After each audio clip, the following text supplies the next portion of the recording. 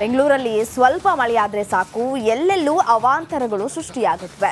ಇದರಿಂದ ಪಾಠ ಕಲಿತ ಬಿಬಿಎಂಪಿ ಎಚ್ಚೆತ್ತುಕೊಂಡಂತೆ ಕಾಣಿಸ್ತಾ ಇಲ್ಲ ಅಂತ ಕಾಣಿಸುತ್ತೆ. ಆದರೆ ಇದೀಗ ಮತ್ತೊಂದು ಹೊಸ ಪ್ಲಾನ್ ಅನ್ನ ಮಾಡಿಕೊಂಡಿದೆ. ಅದು ವರ್ಕೌಟ್ ಆಗುತ್ತಾ ನೋಡ್ತಾ ಹೋಗೋಣ ಕುರಿತ ಒಂದು ವರದಿದೆ.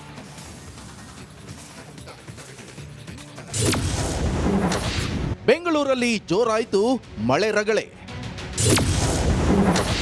ಶಿಥಿಲ ಕಟ್ಟಡಗಳಿಗೆ ಬಿಬಿಎಂಪಿ ನೋಟಿಸ್.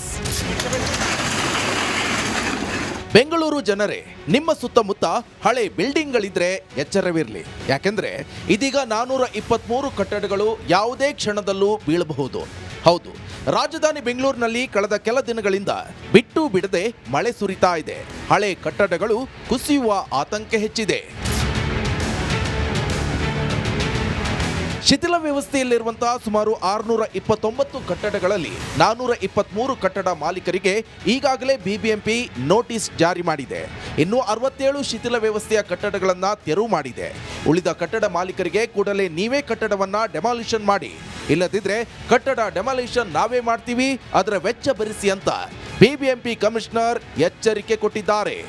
ಅದು ಒಂದು ಮನೆ ಕಟ್ತಾ ಇದ್ರು, ಕಟ್ಟಿ ಅಂದರೆ 4-5 ವರ್ಷದಿಂದ ಕಟ್ತಾನೆ ಇದ್ದಾರೆ. ಅದಾದ ಪಡೆದ ನಿಲ್ಲಿಸ್ಬಿಟ್ಟಿದ್ದಾರೆ. ಆ ಪ್ರಕಾರ ಬಾಧಿತಾಗಿ ಮಳೆ ಜಾಸ್ತಿ ಬಂದಾಗ ಇಟ್ಟಿಗೆಯಿಂದ ಒಂದು ಸಾವು ಆಗಿದೆ.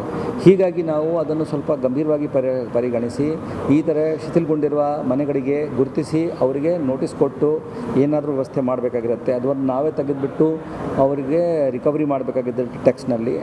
ಹೀಗಾಗಿ ನೋಟಿಸ್ ನೀಡಲಾಗಿದೆ. ಮತ್ತು ಅದು ಸರಿ ಇಲ್ಲ ಅಂದರೆ we will have to remove it only. ಅದೆಲ್ಲ ಝೋನ್ನಲ್ಲಿ ಸರ್ವೆ ಮಾಡ್ತಾ ಇದ್ದಾರೆ. ಅದು ಕರೆಕ್ಟಾಗಿ ನಾವು ಮಾಹಿತಿ ಪಡೆದ ಮೇಲೆ ಹೇಳ್ತೀವಿ. ಸದ್ಯ ಕಟ್ಟಡ ಡೆಮಾಲಿಷನ್ಗೆ ಈಗಾಗಲೇ ಖಾಸಗಿ ಏಜೆನ್ಸಿ ಜೊತೆ ಒಪ್ಪಂದ ಮಾಡಿರುವ ಬಿಬಿಎಂಪಿ. ನಡಿ ಈಗ ಶುರು ಮಾಡೋಣ.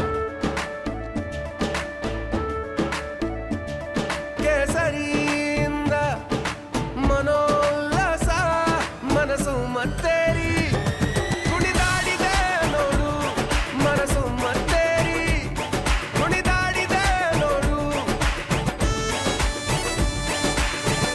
ಕ್ಷಣ ಕ್ಷಣವೂ ಆಚರಿಸಿ ಕೇಸರಿ ಹಬ್ಬ.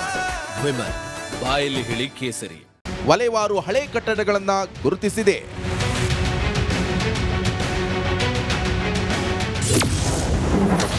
ಬೆಂಗಳೂರಲ್ಲಿರುವ ಡೇಂಜರ್ ಕಟ್ಟಡಗಳು ವಲಯವಾರು ನೋಡೋದಾದ್ರೆ ಬೆಂಗಳೂರು ಪೂರ್ವ ವಲಯದಲ್ಲಿ 101, ಬೆಂಗಳೂರು ಪಶ್ಚಿಮ ವಲಯದಲ್ಲಿ 160 ಕಟ್ಟಡಗಳು, ಬೆಂಗಳೂರು ದಕ್ಷಿಣ ವಲಯದಲ್ಲಿ 216, ಬೊಮ್ಮನಹಳ್ಳಿ ವಲಯದಲ್ಲಿ 11 ಕಟ್ಟಡಗಳು ಶಿಥಿಲಗೊಂಡಿದ್ದು, ದಾಸರಹಳ್ಳಿ ವಲಯದಲ್ಲಿ 11, ಮಹದೇವಪುರ ವಲಯದಲ್ಲಿ 37, ರಾಜರಾಜೇಶ್ವರಿ ವಲಯದಲ್ಲಿ 9 ಹಾಗೂ ಯಲಹಂಕ ವಲಯದಲ್ಲಿ 84 ಕಟ್ಟಡಗಳು ಯಾವುದೇ ಕ್ಷಣದಲ್ಲಿ ಬೀಳಬಹುದು.